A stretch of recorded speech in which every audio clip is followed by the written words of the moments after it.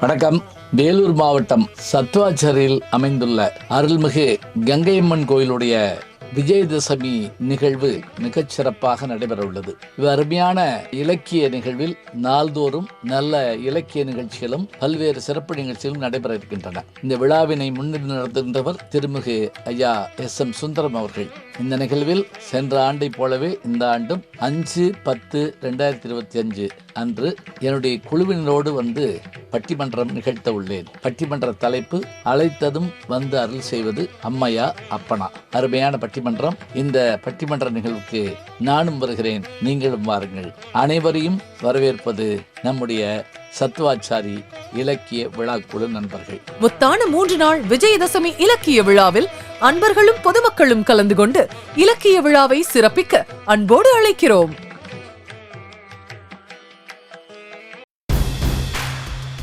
The first CBSE school in Vellore. 40 years of excellence in education. Start your child's learning journey at VVNKM Senior Secondary School and watch them blossom with wisdom and creativity.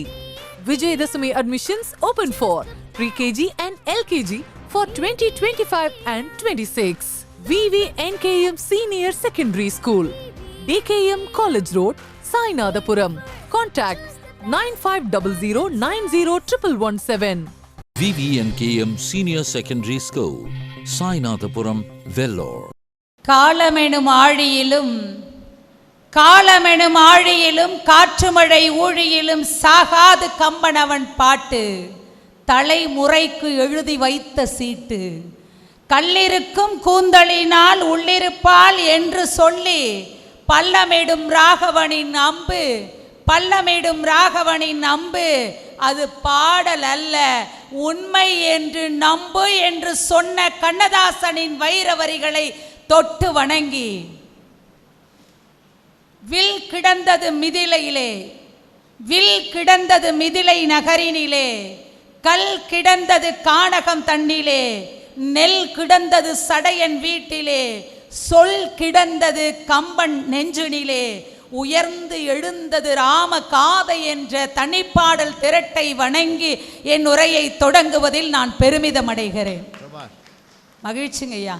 தமிழுக்கு வணக்கம் சொன்ன உடனே கைத்தற்ற நல்ல ரசிகர் பெருமக்கள் இருக்காங்க அப்படின்னா அது வேலூர் கம்பன் கழக விசுவாசிகள், வாசிப்பாளர்கள் அப்படிங்கிற பெருமிதத்தோடு என்னுடைய உரையை தொடங்குகிறேன். தான் பேசியும் தன் வாழ்நாளில் ஈட்டக்கூடிய பொருட்களில் பெரும் பகுதியை என் வாழ்நாள் முழுவதும் ஏழை பிள்ளைகளினுடைய கல்வி உதவித்தொகைக்காக, ஏழை பிள்ளைகளினுடைய உணவுக்காக, உடைக்காக என்று தான் ஈட்டக்கூடிய பொருளில் பெரும் பகுதியை தானமாக வழங்கி கொண்டிருக்கக்கூடிய வாழும் வள்ளலாராக விற்றிருக்கக்கூடிய எங்கள் நடுவர் ஐயா அவர்களுடைய பாதம் தொட்டு வணங்கி, வேலூர் கம்ப விழாவை திருவிழாவாக நடாத்தி கொண்டிருக்கக்கூடிய அனைத்து பொறுப்பாளர்களுக்கும் அடியேனின் திருவடி வணக்கத்தை காணிக்கையாக்கி அற்புதமான ஒரு தலைப்பை தாங்கள் தேர்வு செய்து கொடுத்திருக்கிறீர்கள். கம்பனின் கருத்துக்கள் பெரிதும் சென்று சேரக்கூடியது குடும்பத்திற்காகவா சமுதாயத்திற்காகவா என்ற தலைப்பில் குடும்பத்திற்காக தான் என்பதை உங்களிடத்திலே பதிவு செய்வதற்காக நான் கடமைப்பட்டிருக்கிறேன். குடும்பங்கிறது என்ன அப்படின்னா, ஒன்றாக வாழ்வது அல்ல குடும்பம், ஒன்றி வாழ்வதுதான் குடும்பம். அந்த குடும்பத்தை தான் கம்பநாட்டு ஆழ்வார் தன்னுடைய கம்பராமாயணத்திலே பெரும் பகுதியாக வலியுறுத்துகிறார். குடும்பத்துக்குள்ள விட்டு கொடுத்து வாழக்கூடிய வாழ்க்கை தான் சிறந்தது, விட்டுட்டு ஓடுறது சிறந்ததில்லை அப்படின்னு இன்றைய தலைமுறையினுடைய அவல நிலைகளை எல்லாம் போக்குவதற்காக ஒரு குடும்பம் சரியாக நடந்தால்தான் சமுதாயம் தலையோங்கி இருக்கும் என்ற உட்கருத்தை தன்னுடைய கம்பராமாயண வரிகளில் படைத்து காட்டியிருக்கிறார் என்பதில் எந்த மாற்று கருத்தும் கிடையாது.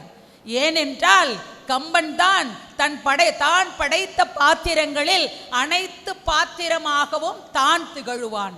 ராவணனும் அவனே, ராமனும் அவனே, கும்பனும் அவனே, சீதையும் அவனே, பரதனும் அவனே, இலக்குவனும் அவனே என்று அனைத்து கதாபாத்திரங்களிலும் தன்னை ஆழ்த்தி கொண்டு அந்த பாத்திரத்தை படைத்து காட்டுவதில் வல்லமை படைத்தவன் என்பதால் தான் எங்களுடைய பேராசிரியர் ஒரு கருத்தை சொல்லுவார்கள். மகாபாரதத்திற்கும் ராமாயணத்திற்கும் என்ன தெரியுமா வித்தியாசம்? ராமாயணம் என்பது பெண்ணாசை கூடாது என்று சொன்னது, மகாபாரதம் என்பது மண்ணாசை கூடாது என்று சொன்னது. விஜயகுமார் அண்ணன் எதிரணியில் இருக்கக்கூடியவங்க அங்கேருந்து வந்து எத்தனை கேள்விகளை விஜயகுமார் சார் எங்களுடைய அணித்தலைவர் மேல தொடுத்துட்டு போனாங்க.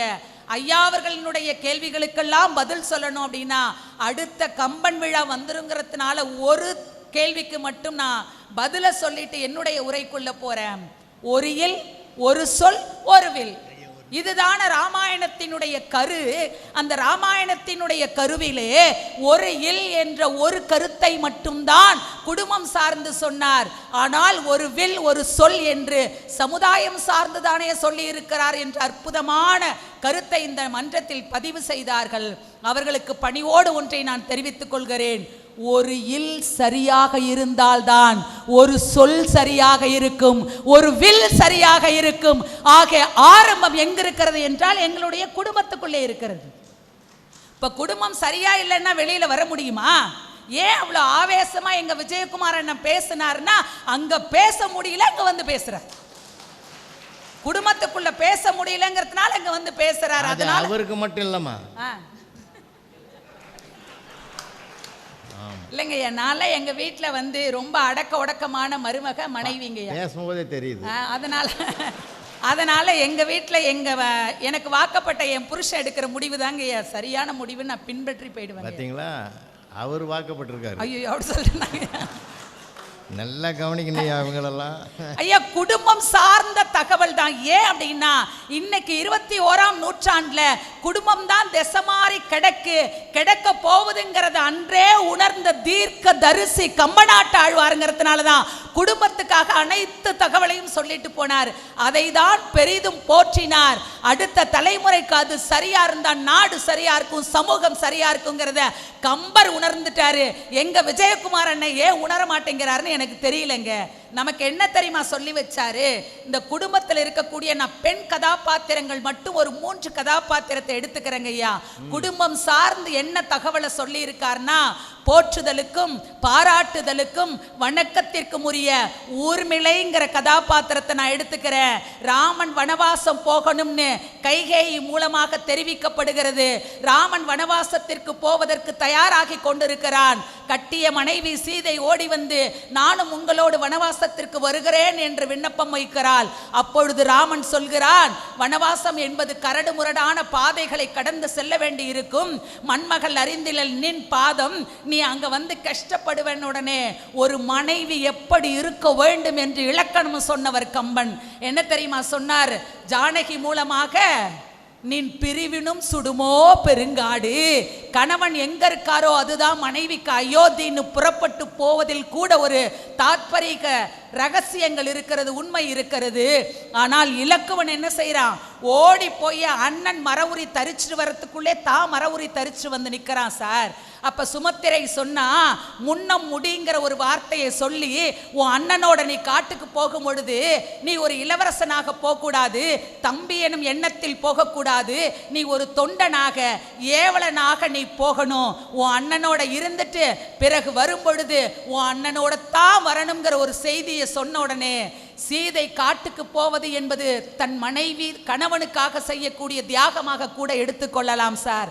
ஆனா இலக்குவனுடைய மனைவி ஊர்மிளை தன் கணவன் காட்டுக்கு வனவாசத்திற்கு கொழுந்தனாருக்கு உதவியாக ஏவலனாக பணியாளாக போகும் பொழுது அதை சம்மதித்து ஏற்றுக்கொன்ற ஒரு மிகப்பெரிய தியாகி ஊர்மிளை சார்.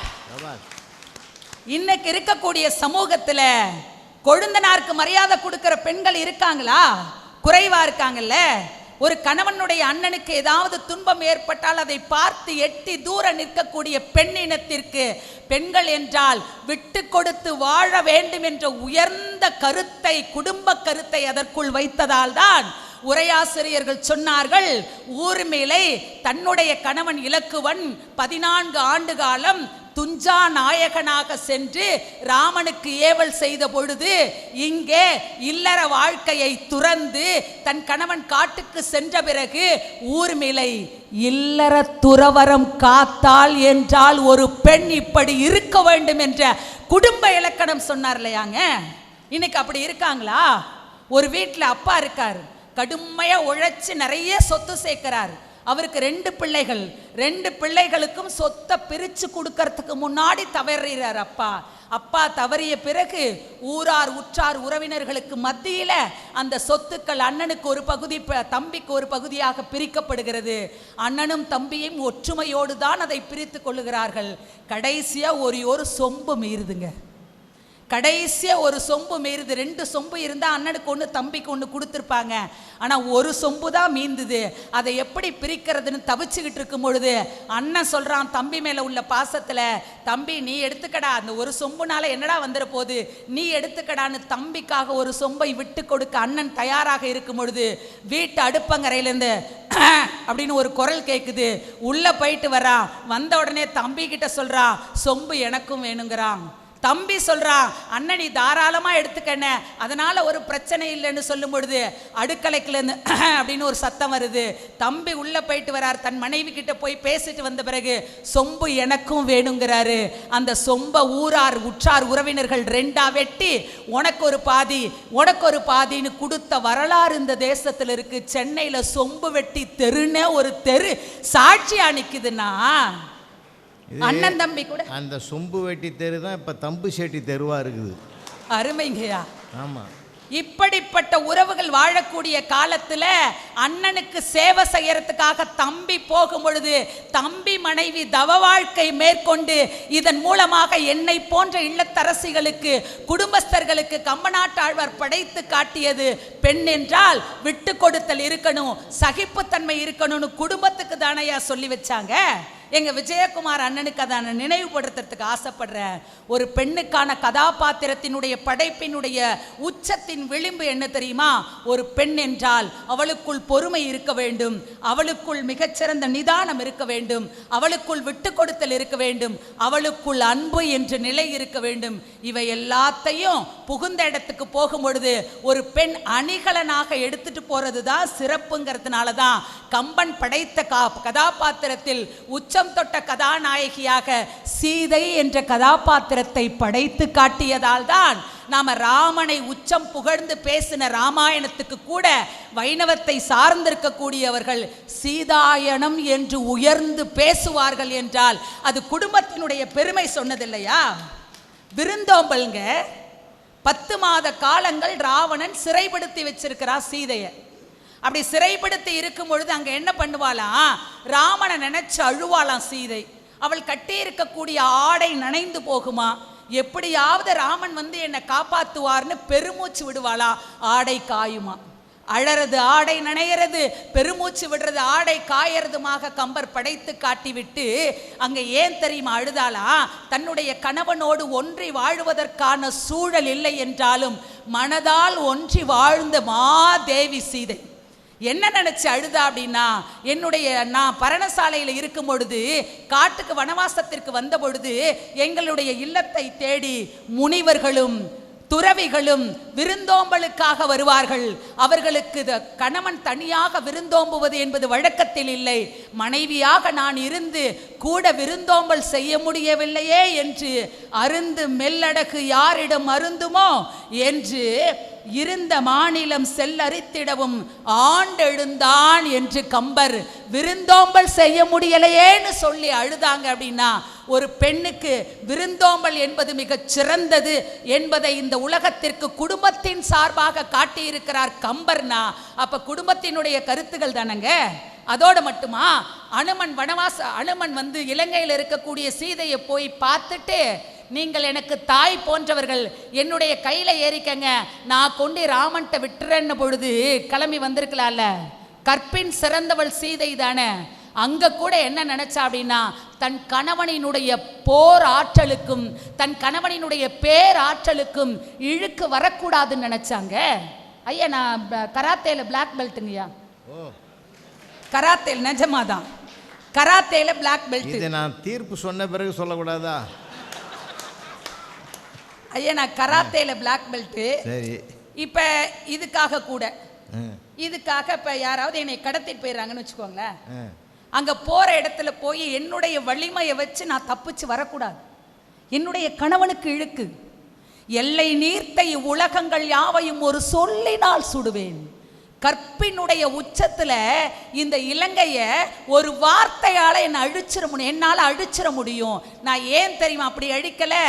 எந்த ஒரு குடும்பத்துல இருக்கக்கூடிய பெண்ணும், இன்றைய குடும்ப பெண்களுக்காக சொல்லப்பட்டது, எந்த ஒரு குடும்பத்துல இருக்கக்கூடிய பெண்ணும் தன்னுடைய கணவனினுடைய பேச்சை மீறி போறது நல்லதில்ல.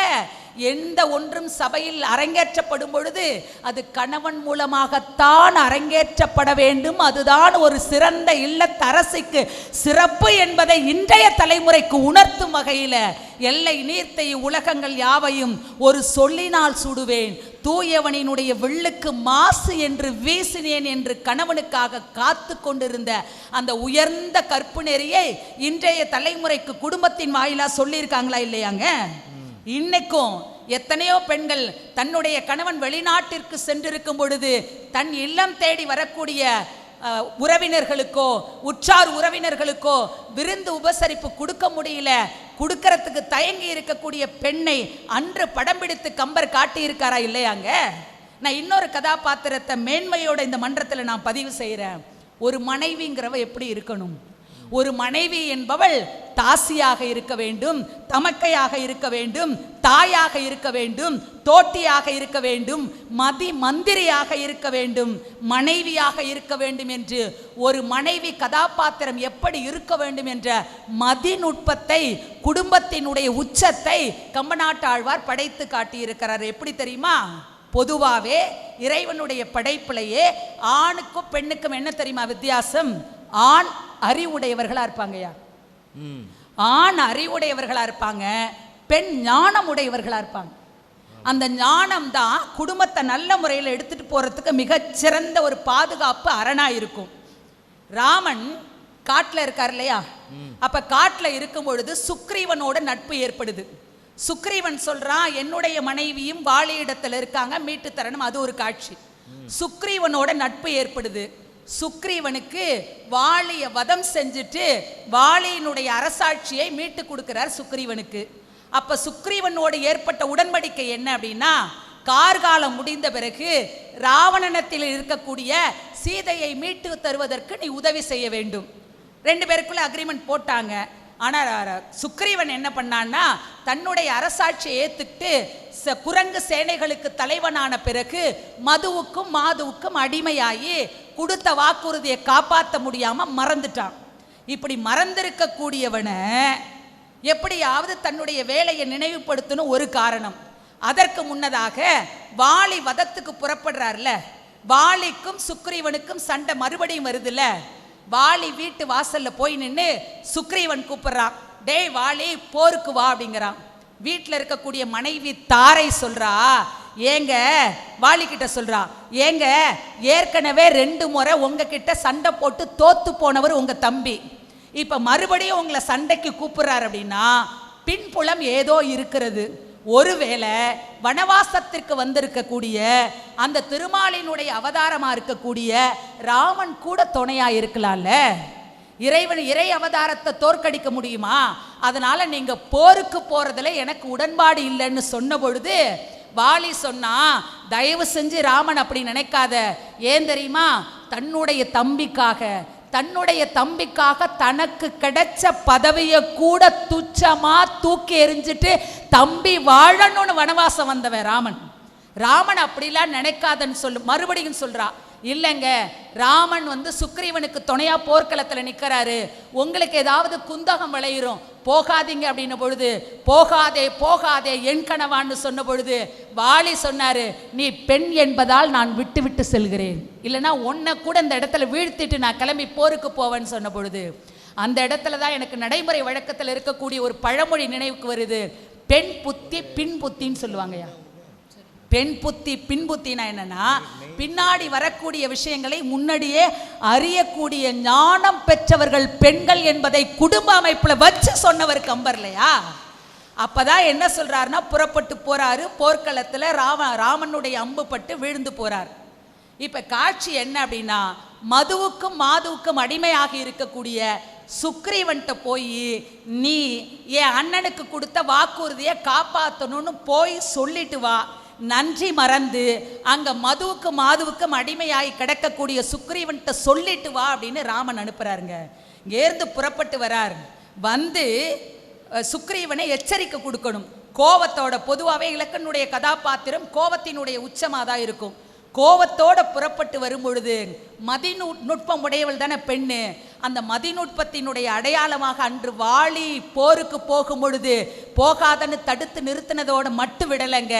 இப்ப சுக்ரீவனை கொல்லுவதற்காக, சுக்ரீவனை போருக்கு வரல அப்படின்னா அவனை எச்சரிக்கை விடுத்துட்டு வான்னு சொன்ன இலக்குவன், கோவத்தோடு புறப்பட்டு வரக்கூடிய இலக்குவனை மடைமாற்றம் செய்யணும்.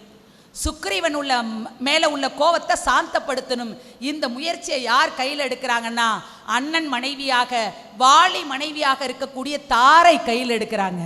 தாரைக்கு தெரியுது இலக்குவன் கோவத்தோட புறப்பட்டு வரான், ராமன் அனுப்பி விட்டுருக்கான் அப்படின்னு. அப்ப அந்த வாலியினுடைய அந்த அரசவைக்குள்ள வரும் பொழுதே அங்க தாரை எதிர்கொள்ளுகிறாள். எப்படி தெரியுமா? கணவனை இழந்த பெண் வெண்ணிற ஆடை உடுத்தி தன்னோடு இருக்கக்கூடிய சக பெண்கள் புடைசூழ இலக்குவனுக்கு எதிர்த்தாப்புல வந்து நிற்கிறான். கோவத்தோட வந்த இலக்குவன் சாந்தமாகிறான். கம்பன் என்ன தெரியுமா சொல்றார்? அவன் சாந்தமாகும் பொழுது என்ன தெரியுமா நினைச்சு சாந்தமானானா, இது மாதிரிதான தசரதனை இழந்திருக்கக்கூடிய என்னுடைய 3 தாய்மார்களும் வெண்ணிற ஆடையில் இருப்பார்கள் என்று நினைத்து தாரையை தன் தாயாக இலக்குவன் பார்த்து அங்கே அமைதி கொண்டான் என்று கம்பர் எழுதுகிறார். என்றால் ஒரு கோபத்தோடு வரக்கூடியவர்களை சாந்தப்படுத்தக்கூடிய மதிநுட்பம் உற்ற துணையாக இருந்து அங்கே மிகச்சிறந்த நன்றி கொண்டிருக்கக்கூடிய சூழலை கூட மாற்றி, அதை தான் சொல்லுவாங்க, இன்னா செய்தாரை ஒருத்தல் அவர் நாண நன்னயம் செய்து விடல் என்ற வள்ளுவரின் வாக்கிற்கு இணங்க தன்னுடைய கணவனை கொல்லுவதற்கு சுக்ரீவன் சாட்சியாக தடயமாக இருந்தான் என்று கூட யோசிக்காமல், கொழுந்தன் என்பவன் தன் குழந்தைக்கு சமமாக நினைக்க வேண்டும், முன்பகையை எதுவும் கருத்தில் கொள்ளாமல் அங்கே சுக்ரீவனை காப்பாற்றக்கூடிய ஒரு மிகச்சிறந்த தாய் உள்ளத்தோடு தாரை செயல்பட்டதாக கம்பர் தாரை வாயிலாக சொல்லுகிறார். என்றால் கம்பரினுடைய அனைத்து கதாபாத்திரத்தினுடைய மைய கருத்து எது என்றால், இன்று இருக்கக்கூடிய அன்பில் சிறந்தில்லாத குடும்ப வாழ்க்கை விட்டு கொடுத்தலின் மூலமாக உறவுகள் ஒன்றாக இருக்க வேண்டும் என்று அதைத்தான் உணர்த்தி இருக்கிறார். கம்பர் பெரிதும் உணர்த்தியது, கொண்டு சேர்க்க விரும்பியது குடும்ப வாழ்க்கையில் இருக்கக்கூடிய சிக்கலை களைவதற்கான கருத்துக்கள் தான் என்று சொல்லி, அன்புடையவர்களே, உங்களிடத்தில் ஒரு விண்ணப்பத்தை வைத்து நான் விடைபெறுகிறேன். இனி நாம் செல்லக்கூடிய திருமணத்திற்கு எல்லாம் பொன்னையோ பொருளையோ தம்பதிகளுக்கு பரிசாக கொடுப்பதை நிறுத்திவிட்டு, இனி கம்பராமாயண வசனத்தை பரிசாக கொடுத்தால் உடைந்திருக்கக்கூடிய குடும்பங்கள் ஒன்றாக இணையும், விரிசல் கண்டிருக்கக்கூடிய உறவுகள் ஒன்றாக இணையும் என்ற விண்ணப்பத்தை உங்களிடத்திலே வைத்து விடைபெறுகிறேன். தமிழால் நன்றி கூறி. சபாஷ், ரொம்ப அருமையாக பேசியிருக்காங்க. ஒரு குடும்பத்தில் என்னென்ன பண்புகள் வரணும்னு கம்பன் வலியுறுத்துகிறான். அவங்க கடைசியில் சொன்னது ஒரு உச்சமான கருத்து, அது ரொம்ப உயரமான கருத்து. அது நன்றி கொன்று அரு நட்பை நாரறுத்தவனை கொன்று வருவதிலும் குற்றமில்லைன்னு ராமன் சொன்ன பிறகு அம்பையும் வில்லையும் கையில் எடுத்துக்கிட்டு லட்சுமணன் போகிறார். ஆக்ரோஷமாக வரக்கூடிய அந்த உணர்வு பூர்வமாக வரக்கூடியவனை தடுத்து நிறுத்தணும். இல்லைனா இவன் போகிற வேகத்துக்கு நேராக போனான்னா சுக்ரீவன் கதை முடிஞ்சிடும். ராமாயணமே ஒரு திருப்பு முனைக்கு ஆயிடும். அப்போது கோபத்தோடு வருகிற இலக்குவனை யார் பார்த்தாங்க தெரியுமா? ஆஞ்சநேயர், அனுமன் பார்க்குறான். அனுமன் பார்த்து அனுமானிப்பதில் வல்லவன் என்பதனால்தான் அவனுக்கு அனுமானே பேர். அவன் என்ன அனுமானிக்கிறான் தெரியுமா? இந்த கோபத்தோடு நேராக சுக்ரீவன்கிட்ட போய் பார்த்தான்னா அவன் என்ன சொன்னாலும் இவன் கேட்க மாட்டான். அதனால் இந்த கோபத்தை முதல்ல தணிக்கணும். என்ன அருமையான உளவியல் தெரியுமா அது? இவன் கோபத்தை முதல்ல தணிக்கணும். சரி, இவன் கோபத்தை தணிக்கணும்னா யார் சொன்னால் இவன் கோபம் தணியும்? அனுமன் நினைச்சு தான் உள்ள ஓடி போய் வாலியின் மனைவியாகிய தாரை வெள்ளாடை உடுத்தி கொண்டு விதவை கோலத்தில் இருக்கிறவளை பார்த்து, அம்மா உன்னால தான் இந்த கிஷ்கிந்த ராஜ்யத்தை காப்பாற்ற முடியும், உன்னை வணங்குறேன், எதையும் மனசில் வைக்காமல் போய் அந்த கோபத்தோடு வருபவனை குணமாக்கு. அந்த அம்மாவும் வராங்க. அதைத்தான் அழகாக சொன்னாங்க. அந்த அம்மா வராங்க. அப்படி இந்த வெள்ளாடையை இப்படி போர்த்தி ஒரு பக்கமாக தூண் பக்கமாக நிற்கிறாங்க. இவன் வேகமாக வர்றான். வரும்போது அந்த அம்மா என்ன சொன்னாங்கன்னு கம்பன் எழுதுறான். ஐயனி ஆழிவேந்தன் அடியினை பிரிகலாதாய் எய்தியது என்னை என்றாள் இசையனும் இனிய சொல்லாள். ராமனுடைய திருவடியை விட்டு பிரிய மாட்டையே இலக்குவா, நீ எப்படி ராமனை விட்டு பிரிந்து வந்தேன்னு ஒரு வார்த்தை கேட்டா அவனுக்கு ராம ஞாபகம் வந்துச்சு. சுக்ரீவனை மறந்துட்டான். எங்கேருந்து சொல்கிறாங்க அந்த அம்மா? தூண் மரவில். ஐயனி ஆழிவேந்தன் அடியணை பிரேகலாதாய் எய்தியது என்னை என்றால் இசையனும் இனிய சொல்லாள். உடனே லக்ஷ்மணன் அப்படி நின்றுட்டான். ஆறுகொலோ உரை செய்தார். அந்த வார்த்தை பாருங்க, எப்படி நேராக நிற்கிறவன் அந்த குரல் வந்த திசையை திரும்புகிறான், டேர்ன் பண்ணுறான் பாருங்க, வார்த்தைகள் டேர்ன் பண்ணுது. ஆறுகொலோ உரை செய்தார் என்று அருள்வர சீற்றம் மக பார்குலாம் முழுவெண் திங்கள் பகல் வந்த வடிவினாளை ஏர்குலாம் முகத்து நோக்கி தாயரை நினைந்து நைந்தான் மங்கள அடியை நீக்கி மணி அணி சுரந்து வாச கொங்கலர் கோதை மாற்றி குங்குமம் சாந்தம் சொட்டா பொங்குவம் நகில்கள் பூத்த நங்கையை கண்ட வள்ளல் நயனங்கள் பனிப்ப நின்றான். கொல்வதற்காக வந்தவன் அழறாயா. கோபம் போயிட்டுது, அருள் வந்துட்டுது, கருணை வந்துட்டுது, அழறாயா. அழற நேரத்தில் தான் அனுமன் வந்தான். ஐயா வாங்க வாங்க, உங்களைத்தான் எதிர்பார்த்தோம், எல்லாம் தயாராக இருக்கிறோம், சீதையை தேடுறதுக்கு போகிறோம், நல்ல நேரத்துக்கு வந்தீங்கன்னு. இது மாதிரி ஒவ்வொரு குடும்பத்திலையும் கோபத்துக்கு தீபம் ஊட்டிய எண்ணெயை ஊற்றி அதை வளர்க்குறத விட கோபத்தை குணமாக்கி பின்னாடி என்ன பேசினா அந்த குடும்பம் என்னமாயா இருக்கும்னு அழகாக அந்த இடத்த தொட்டு காட்டினது எனக்கு ரொம்ப பிடிச்சிருந்து. இலையை போட்டு அம்மா சோறு வைக்கிது, இலையை போட்டு சோறு வச்சு குழம்பு ஊற்றுது, ஒரு வாய் சாப்பிட்டான். இந்த முரட்டுக்கால படத்தை பாரதி ராஜா இன்னமா டைரக்ட் பண்ணிக்கிறாருன்னா அந்த அம்மாவுக்கு கோவம் வந்துடுது. தெரிஞ்சால் பேசி, தெரியலனா பேசாத. முரட்டுக்கால படத்தை எஸ்பி முத்துராம ஐயா பண்ணார். ஏன் இப்படி வளர்ற? இதெல்லாம் ஞாபகம் வச்சுங்கிறியே, இந்த குழம்புல உப்பு போடணுன்றது ஏண்டிமா மறந்த. இதான் ஏன் மடைமாற்றம், அதான் மடைமாற்றம். இந்த உப்பு இல்லாத எவன் தின்னுவான், அதுவே அதிகம்னு அந்த அம்மா இப்படி சொன்ன.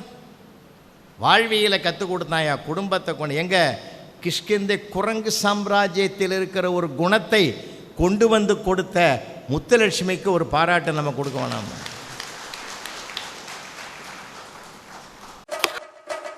Guys, everyone in the line. Same section the Bharati sir. ஆரம் செக்ஷன்ல இருந்து கோமதி ரிப்போர்ட்டிங் சார். சார் பெண்டன் கவுண்டர்ல இருந்து பவானி பேசுறேன் சார். சார் ஸ்டட் கவுண்டர்ல இருந்து பூங்குடி ரிப்போர்ட்டிங் சார். ரிங் கவுண்டர்ல இருந்து மகா சார். டைமண்ட் செக்ஷன்ல இருந்து நந்தினி ஸ்பீக்கிங் சார். Guys, நம்ம MN ஜப்பாக்கு என்ன பண்ணுமோ அதான் பண்ண போறோம். ஆனா இந்த வாட்டி கஸ்டமருக்காக டிஃபரெண்டா அவங்க பெனிஃபிட் அடைய மாதிரி சில விஷயம் பண்ண போறோம். எல்லாரும் அவங்க கவுண்டர்ல செகண்ட் ரோல ஒரு பாக்ஸ் இருக்கும், அது கொஞ்சம் திறந்து பாருங்க. எஸ், யாரும் பேனிக் ஆக வேண்டாம், இது மக்களுக்காக பண்ண போற விஷயம். 3, 2, 1 reveal. மக்களை நீங்க நம்ப மாட்டீங்க, 10 சவர் மாதிரி இருக்கா, வெறும் 5.25 சவர் தான் செயின். இந்த செயின் பாருங்க, பார்க்க 8 சவர் மாதிரி இருக்கா, இல்ல வெறும் 5.5 பவுன் தான் இந்த செயின். மக்களே ஹாரம் பார்த்தா 15 பவுன் மாதிரி தெரியுதா? மக்களே நம்ப மாட்டீங்க, வெறும் 6 சவரம் தான், 51 கிராம் தான் இந்த ஹாரம். நெக்லஸ் வெறும் 2 சவரம். மக்கள் இந்த எல்லா ஜுவல்லரி பிரைடல் கலெக்ஷன் எவ்வளவு தெரியுமா? வெறும் 7 சவரம் தாங்க ஹாரம் நெக்லஸ் சேர்த்து. இதை விடுங்க, இதை பாருங்க, 4.25 சவரத்து ஹாரம் நெக்லஸ். எல்லோ கோல்ட் ஜுவல்லரி ஒண்டி இல்லைங்க, ஆன்டிக் பிரைடல் கலெக்ஷன்ஸ் வேற லெவல் வந்திருக்கு. பார்க்க 5 சவர் மாதிரி இருக்கா, மக்களே நம்ப மாட்டீங்க, 1.5 சவரத்துக்கு சிவன் பார்வதி பையன் எப்படி இருக்கு பாருங்க. வெறும் 1 சவரத்துல இருக்க பாபா பாருங்க எவ்வளவு அழகா இருக்காரு. மக்களே 2.5 பவுன்ல எவ்வளவு பெரிய ஜிம்கா பாருங்க. 5 கிராம்ல தொங்கட்டான். ஓ மை காட், ஆன்டிக்ல அதுவும் நகாஸ் பினிஷிங் பியூட்டிஃபுல்லா இல்ல. ஒரு அழகான ஆர்டிஸ்டிக் ரிங் வெறும் 12 கிராம்ஸ் பண்ணிட்டு இருக்கேன். வெறும் 3 to 4 கிராம்ஸ்குள்ள எவ்வளவு அழகான எலக்ட்ரோஃபோம் ரிங்ஸ் இருக்கு பாருங்களேன். வெறும் 58 சென்ட்ல அழகான 7 கிராம்ல ஒரு டைமண்ட் செயின்ஸ் பார்க்கணுமா, எவ்ரிடே யூஸ் பண்ற மாதிரி ஹாஃப் பட்டர்ஃப்ளை வச்சு இல்லை கியூட்டை ஒரு மினி ஃபங்க்ஷன்ஸ் பண்ண மாதிரி ஆனால் லைட் வெயிட் டைமண்ட் செயின்ஸாக நீங்கள் பார்க்கணும்னா செம்ம ஆப்ஷன்ஸ் இருக்கு. செப்டம்பர் 24 அக்டோபர் 6 வரைக்கும் மக்களே இந்த ஆஃபர் மிஸ் பண்ணாதீங்க. அது மட்டும் இல்லை, இந்த ஆஃபரில் வாங்க ஒவ்வொரு ப்ராடக்ட்டுக்குமே கிராம்ல இருந்து 100 ரூபாய் தள்ளுபடி தர போகிறோம். சில்வர் மட்டும் விட்டுருமா என்ன, சில்வர் பொருள் வாங்கினா சேஃப்டி சார் இல்லை. அது மட்டும் இல்லை, ஜுவல்லரிக்கு 20% ஆஃப் ஆன் மேக்கிங் சார்ஜ். அது மட்டும் இல்லாமல் சில்வர் ஜுவல்லரி, ஐ மீன் நெக்லஸ், ஹாரம் எல்லாம் சாம மேலே கனெக்ட் பண்ண போகிறோம். ஸோ மறக்காதீங்க, செப்டம்பர் 24 அக்டோபர் 6 வரைக்கும். மக்களே உங்களுக்காக நாங்கள் வெயிட்டிங். டிவைன் கஃபே சுவைகள் உங்கள் வீட்டுக்கே. காலை சிற்றுண்டி, மதிய உணவு, மாலை ஸ்நாக்ஸ், இரவு விருந்துகள், 24 மணி நேர சேவை, இலவச மற்றும் விரைவான டெலிவரி. எங்கள் கிளைகளிலிருந்து 3 கிலோமீட்டர் வரை டெலிவரி சேவை. குறைந்தபட்ச ஆர்டர் மதிப்பு ரூபாய் 100. இப்போதே ஆர்டர் செய்யுங்கள். தொடர்புக்கு 7208-53009 மற்றும் 8925064564. வணக்கம் வேலூர். மைசெல்ஃப் ஜெயனிகோ லான்சி, Maria housing and super city டெவலப்பர்ஸுடைய சேர்மன் பேசுகிறேன். கிளாட் டு இன்ட்ரடியூஸ் ஒரு நியூ ஃபார்ம் ஹவுஸ் வந்து நாங்கள் அணைக்கட்டில் பண்ணியிருக்கிறோம். Farm house plus farm lands வந்து இங்கே பண்ணிகிட்ருக்குறோம். ஏற்கனவே நாங்கள் வந்து சேர்க்காடில் பண்ண ஒரு 20 ஏக்கர்ஸ் ஃபார்ம் ஹவுஸ் வந்து சக்ஸஸ்ஃபுல்லாக 8 மந்த்ஸில் கம்ப்ளீட் பண்ணியிருக்கோம். ஸோ இது எங்களுடைய செகண்ட் வெஞ்சர் நாங்கள் இது ஸ்டார்ட் பண்ணியிருக்கிறோம். சுற்றி நீங்கள் பார்த்தீங்கன்னா மவுண்டன்ஸ், லேக், ஸோ நல்ல ஒரு வியூவாக இருக்கும். ப்ளஸ் வந்து நீங்கள் கோல்டன் சிட்டிலே நம்ம கோல்டன் டெம்பிள் இருக்கு இல்லையா, அதுலேருந்துட்டு வித்தின் ஒரு 10 மினிட்ஸ்லேயே நீங்கள் வந்து நம்ம இடத்துக்கு ரீச் பண்ணிடலாம். அணைக்கட்டு வந்து இப்போ fast growing area, developed area, plus வந்து நல்ல இன்வெஸ்ட்மெண்ட்டுக்கும் நல்ல என்விரான்மெண்ட்டுக்கும், ப்ளஸ் உங்களுடைய சிட்டி லைஃப்பில் கொஞ்சம் போர் அடிச்சதுன்னா வீக்கெண்ட் வந்து ஸ்டே பண்ணுறதுக்கும் உங்களுக்கு நல்ல ஒரு இடமா இருக்கும். ரேட்டு பார்த்தீங்கன்னு சொன்னீங்கன்னா நீங்கள் வந்து எக்ஸ்பெக்ட் பண்ண முடியாத அளவுக்கு வந்து வெரி வண்டர்ஃபுல் ப்ரைஸில் கொடுத்துட்ருக்குறோம். ஸ்டார்டிங் ஃப்ரம் 199 தான் ஸ்கொயர் ஃபீட் பண்ணியிருக்கிறோம். 3 ஃபேஸஸாக பண்ணுறோம், ஏபிசின்னு சொல்லிட்டு. ஸோ 199, 299, 399 இதனுடைய ரேட்டு. ஸோ இதை யூஸ் பண்ணிக்கோங்க. தேங்க்யூ. ஸ்ரீ சுகி ஃபார்மா, மக்களை தேடி மருந்தகம், 24 மணி நேர சேவை, இலவச ஹோம் டெலிவரி, சிறப்பு சலுகை 5% முதல் 20% வரை, குறைந்தபட்ச ஆர்டர் மதிப்பு ரூபாய் 100. அனைத்து வகையான மருந்துகள், அறுவை சிகிச்சை பொருட்கள், அழகு சாதன பொருட்கள் என அனைத்திற்கும் சிறப்பு தள்ளுபடி. தொடர்புக்கு 9500 111 961 மற்றும் 7200 251 666.